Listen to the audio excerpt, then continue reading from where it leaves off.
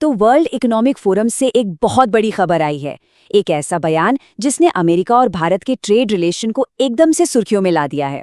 तो चलिए आज इसी बयान की गहराई में उतरते हैं, देखते हैं कि दावे क्या हैं, हकीकत क्या है और इसका असली मतलब क्या निकल कर आता है। तो खबर क्या है? देखिए, दावोस से ये सीधी सीधी हेडलाइन आई।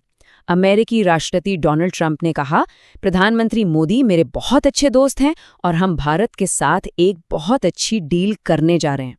सुनने में तो कमाल की बात लगती है ना? एक बहुत बड़ी कामयाबी। लेकिन इस बयान के पीछे की एम्बिशन कितनी बड़ी है, इसे समझने के लिए सिर्फ एक नंबर पे गौर करना होगा। और यकीन मानिए वो नंबर बहुत बड़ा है। देखिए, अभी की बात करें तो अमेरिका और भारत के बीच जो सालाना व्यापार है वो करीब 190 अरब डॉलर का है। ये अपने आप में एक बहुत बड़ी रकम है जो दिखाती है कि दोनों देशों की आर्थिक साझेदारी कितनी गहरी है। लेकिन जो टारगेट है वो इससे कहीं कहीं ज्यादा बड़ा है। बात हो रही है 2030 तक इस आंकड़े को डबल से भी ज्यादा करके सीधा 500 अरब डॉलर तक ले जाने की। सोचिए जरा, ये कितना बड़ा जंप है। अगर ये हो गया तो ये दोनों देशों की इकोनॉमी की पूरी तस्वीर ही बदल कर रख देगा। तो सवाल ये है कि इससे फायदा किसे और क्या होगा। देखिए, भारत के लिए इसका मतलब है अपने एक्सपोर्टर्स के लिए दुनिया का सबसे बड़ा बाजार खोलना, और अमेरिका के लिए ये भारत के करोड़ों लोगों तक अपने फार्म प्रोडक्ट्स और हाईटेक सामान पहुंचाने का एक जबरदस्त मौका है। मतलब दोनों के लिए एक विन विन सिचुएशन। ये घोषणाएं और ये बड़े बड़े लक्ष्य सुनने में तो बहुत अच्छे लगते हैं, लेकिन क्या डील सच में पक्की हो गई है? जमीनी हकीकत आखिर है क्या? और सच्चाई यही है, बड़े बड़े बयानों के बावजूद असलियत ये है कि अभी तक किसी भी ऑफिशियल एग्रीमेंट पर साइन नहीं हुए हैं। मतलब कागज पर अभी कुछ भी फाइनल नहीं हुआ है। अब देखिए, दोनों तरफ के जो ऑफिशियल्स हैं वो ये तो मान रहे हैं कि हाँ, बातचीत सही ट्रैक पर है, सब कुछ ठीक चल रहा है। लेकिन जो असली काम है, जो लीगल और इकोनॉमिक दांव पेच हैं, उन पर अभी भी काम जारी है।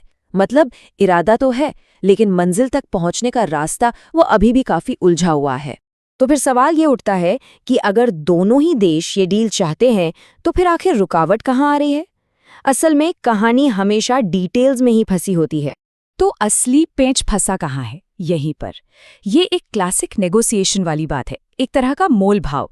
अमेरिका चाहता है कि उसके फार्म प्रोडक्ट्स, उसके डेयरी प्रोडक्ट्स पर भारत टैक्स कम करे ताकि वो यहाँ के बाजार में आसानी से आ सकें।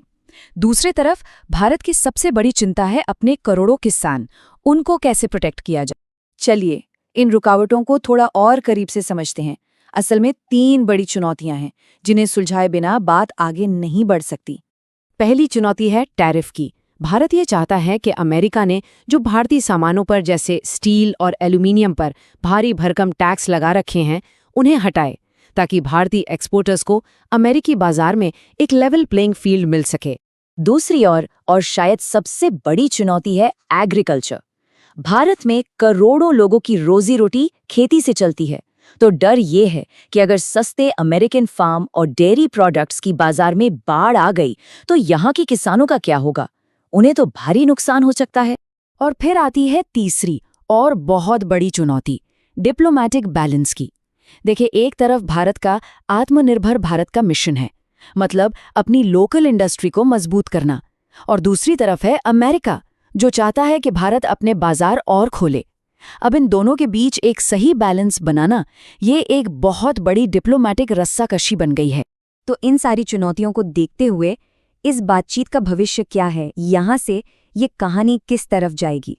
तो पूरी कहानी का सार ये है, इरादे बहुत बड़े हैं, राजनीतिक इच्छा शक्ति भी दिख तो रही है, लेकिन जब तक टैरिफ, बाजार और किसानों की सुरक्षा जैसे असली और मुश्किल मुद्दों को सुलझा नहीं लिया जाता, तब तक किसी भी फाइनल डील पर पहुंचना बहुत मुश्किल है। और ये हमें एक बहुत बड़े सवाल पर लाकर छोड़ देता है। ग्लोबल इकोनॉमी की इस दुनिया में जहां हर देश सबसे पहले अपने फायदे के बारे में सोचता है, क्या 2 बड़े नेताओं के बीच की पर्सनल दोस्ती अरबों डॉलर की इतनी उलझी हुई डील को सच में कामयाब बना पाएगी? इसका जवाब तो शायद वक्त ही देगा।